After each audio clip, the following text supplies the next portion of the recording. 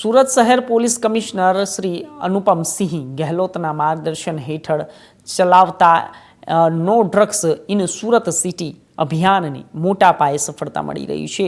અલગ અલગ પોલીસ સ્ટેશનો દ્વારા નોંધાયેલા NDPS ગુનાઓમાં કરાયેલા કબજે, મુદ્દામાલનો સત્વરે નાશ તથા ડ્રગ્સ ડિસ્પોઝેબલ કમિટી રચાઈ હતી, જેના અધ્યક્ષ તરીકે નાયબ પોલીસ કમિશનર રાજદીપસિંહ નકુમની નિમણૂક કરવામાં આવી. કમિટીની સભ્યો તરીકે મદદનીશ પોલીસ કમિશનર GA સરવૈયા તથા પોલીસ ઇન્સ્પેક્ટર શ્રી AP ચૌધરીને કામગીરી સોંપાઈ હતી. નામદાર કોર્ટ શ્રીની જરૂર કાયદાકીય પ્રક્રિયા પૂર્ણ કર્યા બાદ હવે 34 ગુનાઓમાં કબજે કરાયેલ નાર્કોટિક્સ મુદ્દામાલનો નાશ કરવા માટે ભરૂચ જિલ્લા દહેજ BEIL કંપનીની વૈજ્ઞાનિક પદ્ધતિ સળગાવી સત્તાવાર નાશ કરવામાં આવ્યો અને સુરત શહેર પોલીસ દ્વારા જણાવ્યું કે ડ્રગ્સ માફિયા તથા સપ્લાય ચેનનો કડક કાર્યવાહી ચાલુ રાખવામાં આવશે અને કોર્ટની માર્ગદર્શિકાનું પાલન કરી કબજે થયેલ તમામ નાર્કોટિક્સને સમયસર અને તેને માર્ગદર્શન કરીને નિકંદન કરવામાં આવશે.